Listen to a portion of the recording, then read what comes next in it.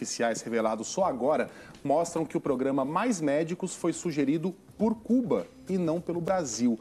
Os dois governos negociaram em sigilo para driblar o Congresso, isso na época da presidente Dilma Rousseff, e evitar uma possível reação negativa da classe médica brasileira. Em 2015, uma reportagem da Band já havia mostrado as articulações sigilosas para a criação do programa no governo Dilma. O jornal Folha de São Paulo conseguiu acesso a telegramas oficiais trocados pelos governos de Brasília e Havana que permitem afirmar que houve um drible no Congresso para a implantação do Mais Médicos. Os primeiros movimentos foram de Cuba e começaram em 2011. No ano seguinte, uma equipe da estatal cubana que vende mão de obra para o exterior ofereceu ao Brasil desde o envio de médicos e enfermeiras até a assessoria para a construção de hospitais a preços vantajosos. Havana exigia que os profissionais cedidos fossem avaliados apenas em Cuba. Ao Brasil, caberia só familiarizar os médicos ao idioma, a práticas processuais, administrativas e à legislação. O embaixador brasileiro em Havana, na época, ponderou que um acordo bilateral entre os dois países teria que ser submetido ao Congresso, onde, por certo, geraria muita polêmica.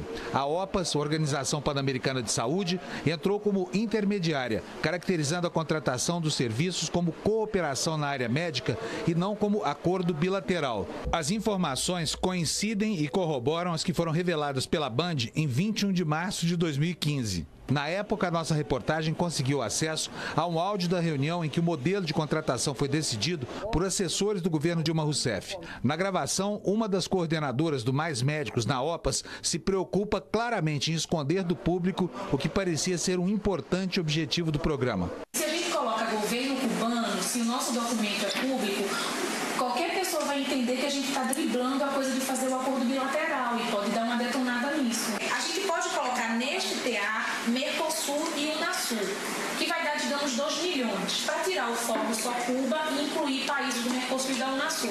Os médicos cubanos se retiraram do programa por ordem do regime de Havana, que não concordou com exigências do futuro governo brasileiro. Entre elas, a do repasse integral do salário. Hoje, os profissionais ficam com apenas 30%. Eles já começaram a voltar para casa e a previsão é de que todos os mais de 8 mil profissionais voltem para Cuba até o dia 12 de dezembro.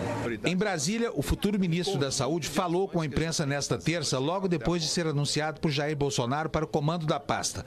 Luiz Henrique Mandetta criticou Mais Médicos. Disse que o acordo foi improvisado e que parecia mesmo um convênio entre Cuba e o PT. Esse era um dos riscos de se fazer um convênio terceirizando uma mão de obra tão essencial, né? Os critérios, à época, me parece que eram muito mais um convênio entre Cuba e o PT e não entre Cuba e o Brasil, porque não houve uma tratativa basicamente bilateral, mas sim uma ruptura unilateral. Era um risco que a gente já alertava no início. Nós precisamos de políticas que sejam sustentáveis.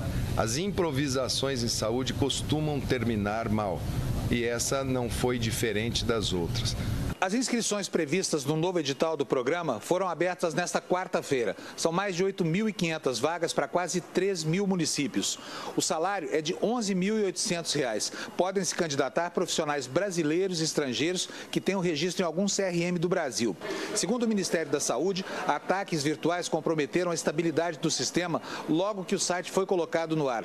Mas mesmo assim, o programa chegou a receber mais de 3 mil inscrições só nas 3 primeiras horas.